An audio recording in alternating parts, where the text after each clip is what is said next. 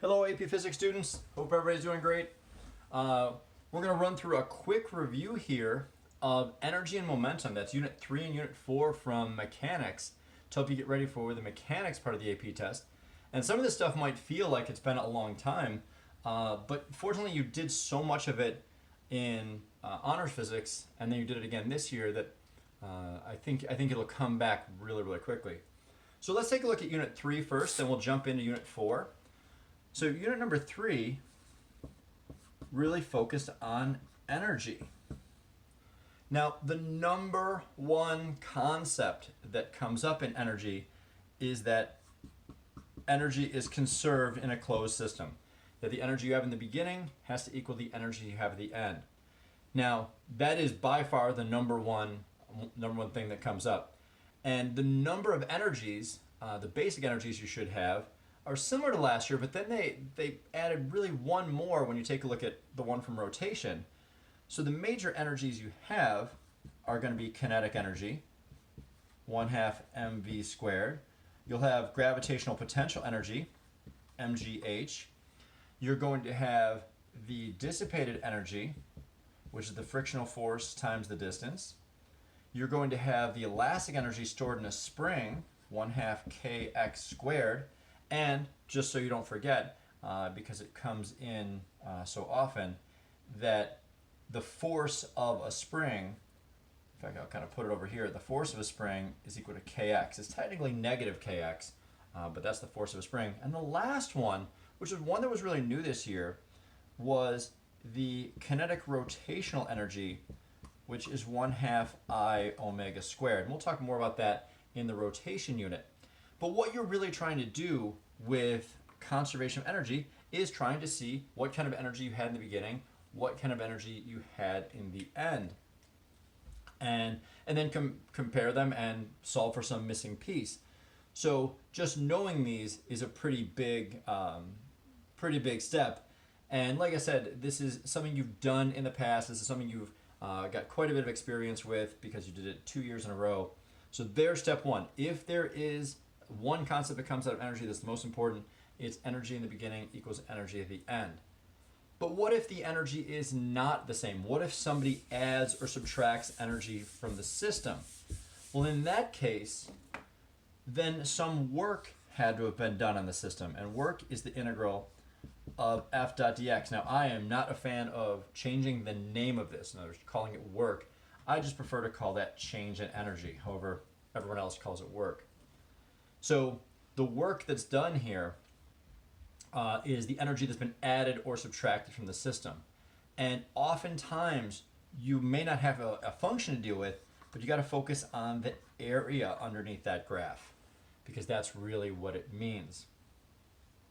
Now, you can actually go backwards from this as well. And we saw that with energy diagrams. And energy diagrams, we saw potential energy diagrams that if you look at them, that the energy on there, the contour of it, which is similar to things we saw in voltage, but you'll have something called the restoring force. The restoring force is the negative partial derivative of energy with respect to position.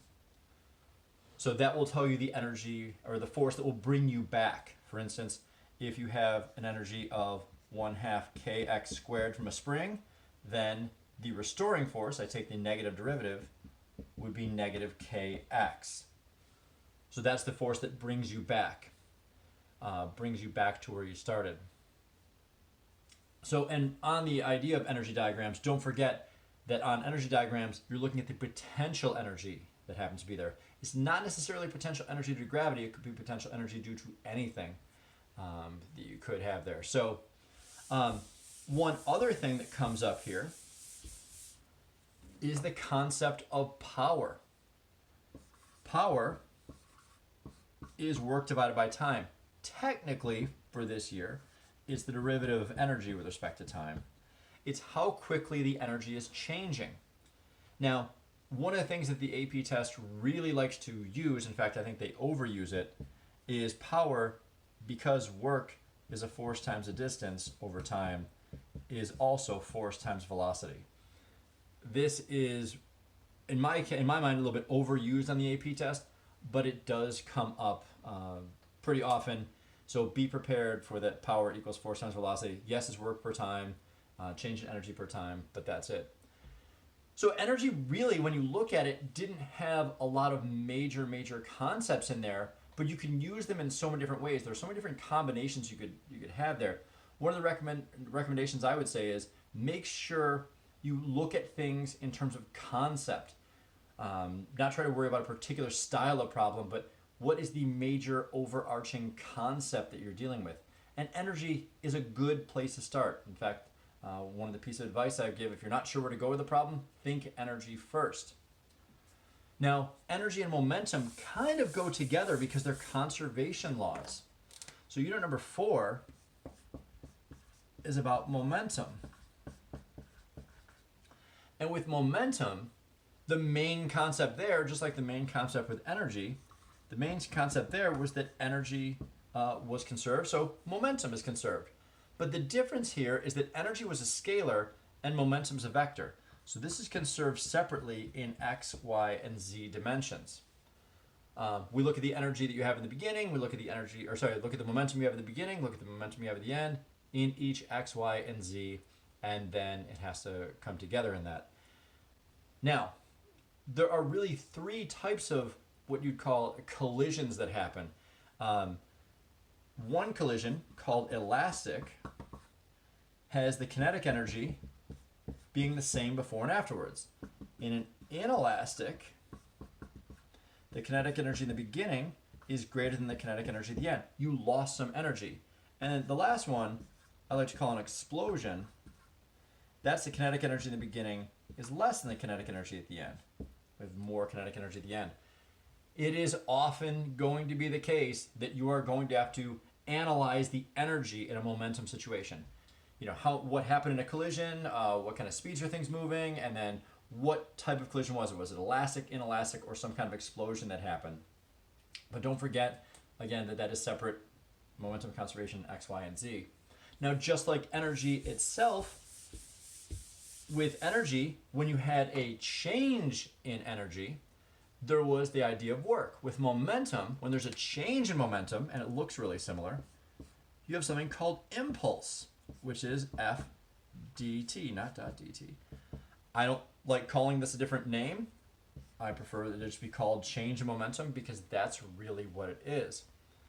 One of the things you can actually see from this thing here is that this force over time equals change momentum really implies that force is change in momentum over change in time, or for the calculus people, change in momentum over change in time as a derivative, dp dt.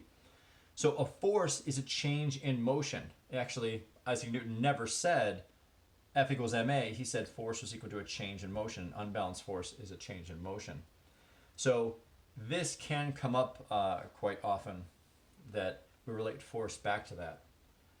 Now, the last thing that came up in momentum was the concept of center of mass. And center of mass, and we can do this for each separate position,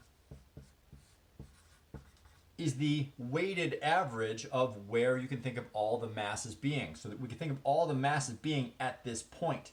Wherever this point is, that's where all the mass can be thought of as being, where the whole object can be thought as being. And because until then we really hadn't talked about what the shape of the object was. We really only talked about that in rotation.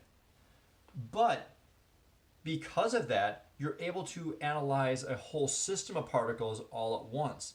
So knowing the center of mass tells you what's happening. And when you look at something like the velocity of the center of mass, the sum of all mv over the sum of all m, what you're really doing here is looking at momentum. What this tells you, because this top part is momentum, that the velocity of the center of mass does not change in an explosion or a collision or anything.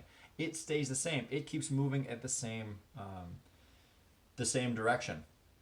So while I tell students to look at energy first, well, I think that's a good way to approach problems. When you see things that collide linearly, that is momentum. Think momentum first. When things that collide, explode, anything like that, think momentum. So energy is a kind of, you're not sure where to go with something, but if you see something colliding, you know, as you've heard me say many times, smashy, smashy, that's time to start thinking about momentum. So there's some practice problems I put up. You can start working on those. And we only have one last little review thing in mechanics, and then that's it for the AP test, because you're not going to see oscillations and you're not going to see gravitation on there. It'll just be rotation. All right, everybody, I hope everybody had a great day, and feel free to email me with any questions, and I hope to hear from you soon.